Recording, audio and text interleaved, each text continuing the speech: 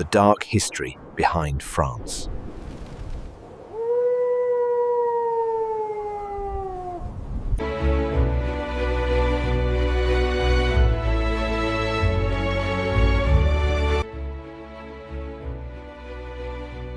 It gave the world the idea of liberty, equality, and brotherhood. Its kings built the most magnificent palace ever constructed. Its emperor conquered nearly all of Europe, and its revolution changed humanity forever. From ancient Gaul to the modern republic, this is the entire history of France. Long before France existed, the land was called Gaul, home to fierce Celtic tribes known as the Gauls. They were skilled warriors, farmers, and craftsmen who built fortified hilltop towns called oppida. They worshipped nature gods and were guided by a powerful priestly class called the Druids. The Greeks and Romans traded with them, but also feared them. In 390 BC, the Gauls even sacked Rome itself, sending shockwaves across the ancient world. But their independence would not last forever. In 58 BC, Roman general Julius Caesar launched a campaign to conquer Gaul. For 8 years, he waged brutal war across the land. In 52 BC, the Gaulish chieftain Vercingetorix united the tribes in one last desperate resistance. At the Battle of Alesia, Caesar surrounded the entire Gaulish army, building a wall around them while holding off a relief army from outside. Vercingetorix surrendered. Gaul became a Roman province. Over the next 4 centuries, Roman roads, cities, language, and law transformed Gaul completely. The Latin spoken here would slowly become French. When Rome collapsed, Germanic tribes called the Franks swept into Gaul. Their king, Clovis I, converted to Christianity in 496 AD, uniting the church and the state in a partnership that would define France for centuries. But the greatest Frank of all was Charlemagne, king of the Franks and emperor of the West. By 800 AD, he had united most of Western Europe under one crown, built schools, standardized law, and was crowned Holy Roman Emperor by the Pope himself on Christmas Day. Historians call him the Father of Europe, and France was his heartland. Medieval France became one of the most powerful kingdoms in Europe. French knights led the Crusades to the Holy Land. Gothic cathedrals, Notre Dame de Paris, Chartres, Reims, rose to the heavens, their stained glass windows telling stories in light. But France also faced catastrophe. The Black Death killed a third of the population. Then came the 100 Years' War with England, a brutal conflict lasting 116 years. By 1429, France was on the brink of collapse. Then a teenage peasant girl from Lorraine arrived at court, claiming God had sent her to save France. Her name was Joan of Arc. The 16th century brought the Renaissance to France. King Francis I invited Leonardo da Vinci to live in France, and da Vinci brought the Mona Lisa with him, where it remains to this day. Magnificent chateaux were built along the Loire Valley.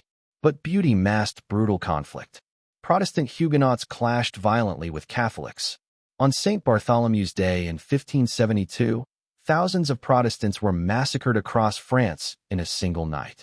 Civil war tore the country apart for decades, until King Henry IV issued the Edict of Nantes in 1598, granting religious tolerance and restoring peace.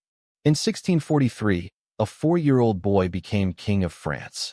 His name was Louis XIV, and he would reign for 72 years, the longest of any major monarch in European history. He declared, "L'état, c'est moi, I am the state." He built the Palace of Versailles, the most magnificent building in the world, as a symbol of absolute royal power. Every French noble was required to live there, under his watchful eye. French became the language of diplomacy across all of Europe. Louis's France was the superpower of the age. But his endless wars left France nearly bankrupt, planting the seeds of revolution. By 1789, France was broke, the people were starving, and rage at the monarchy had reached a boiling point. On July 14th, Parisian crowds stormed the Bastille prison, and the French Revolution began. The monarchy was abolished. King Louis XVI and Queen Marie Antoinette were sent to the guillotine. The revolution proclaimed liberty, equality, fraternity, ideals that would inspire democratic movements around the entire world. But it also unleashed the reign of terror, where thousands were executed in the name of the revolution itself. France had torn itself apart. Into this chaos stepped one extraordinary man. Napoleon Bonaparte rose from a middle-class Corsican family to become the most powerful man in Europe. As Emperor of France, he modernized French law. The Napoleonic Code still forms the basis of law in dozens of countries today. His armies swept across Europe, defeating Austria, Prussia, Spain, and Russia at their peak, controlling most of the continent.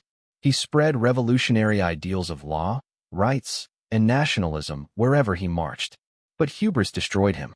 His catastrophic invasion of Russia in 1812 killed 500,000 men. He was finally defeated at Waterloo in 1815 and exiled to the remote island of St. Helena, where he died. The 19th century was France's most turbulent, cycling through monarchies, republics, and empires. In 1848, revolutions swept Europe again. France declared its Second Republic. Then Napoleon III seized power as emperor. Then the Franco-Prussian War of 1870 humiliated France. Prussia captured Paris itself. Out of that defeat rose the Third Republic, stable at last. And then came the Belle Époque, the beautiful age. The Eiffel Tower was built in 1889. Paris became the world capital of art, fashion, cuisine, and culture. Monet painted water lilies. The Moulin Rouge opened. The world flocked to Paris.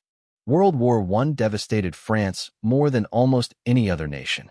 The Western Front cut through French soil. 1.4 million French soldiers died. The trenches of Verdun became a symbol of unimaginable sacrifice. Then in 1940, Nazi Germany invaded France and conquered it in just 6 weeks. Paris fell. The collaborationist Vichy regime handed power to the Nazis. But France did not die. General Charles de Gaulle broadcast from London. The flame of French resistance must not and shall not be extinguished. The French resistance fought from the shadows. And on June 6, 1944, D-Day, Allied forces landed in Normandy and began the liberation. Paris was free by August 1944. After the war, France rebuilt and reinvented itself once more. De Gaulle founded the Fifth Republic in 1958, the stable democratic system France still uses today. France became a founding member of the European Union, a nuclear power, and a permanent member of the UN Security Council.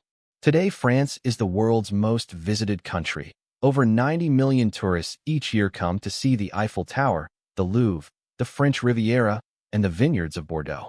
It remains a global leader in fashion, cinema, gastronomy, and philosophy. From the ancient Gauls to the modern republic, France's story is 2,500 years of passion, revolution, and an unbreakable love of beauty and freedom.